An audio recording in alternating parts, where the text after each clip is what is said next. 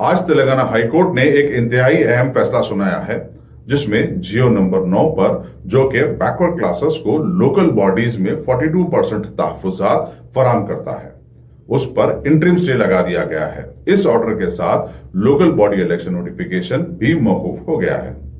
हुकूमती एंगल से देखा जाए तो एडवोकेट जनरल सुदर्शन रेड्डी ने कोर्ट को बताया है कि असेंबली ने बीसी सेंसस यूनानिमसली पास किया था और मुल्क की आजादी के बाद पहली दफा तेलंगाना में मुकम्मल कास्ट सर्वे भी हुआ है।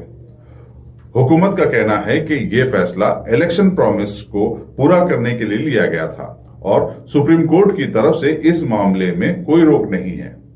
दूसरी तरफ मुख्तलिफ सियासी रहनुमाओं ने अपनी अपनी नजरियात का इजहार किया है।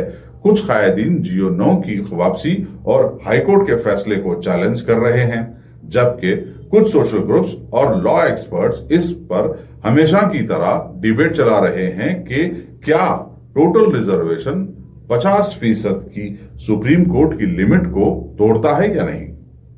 फिलहाल इलेक्शन के लिए तैयारियां रुकी हुई हैं और सब इंतजार कर रहे हैं कि कोर्ट आखिरी फैसला क्या सुनाता है। इस फैसले ने न सिर्फ हुकूमत के लिए बल्कि कैंडिडेट्स के लिए भी नई परेशानियां पैदा कर दी है, जो अपने नॉमिनेशंस फाइल करने के लिए बेसब्री से इंतजार कर रहे थे। यह मामला अभी भी अदालत के सामने है और जो भी आगे होगा उसका दारोमदार इस फैसले पर होगा। मैं Syed Ghaus Moinuddin, IND today bureau.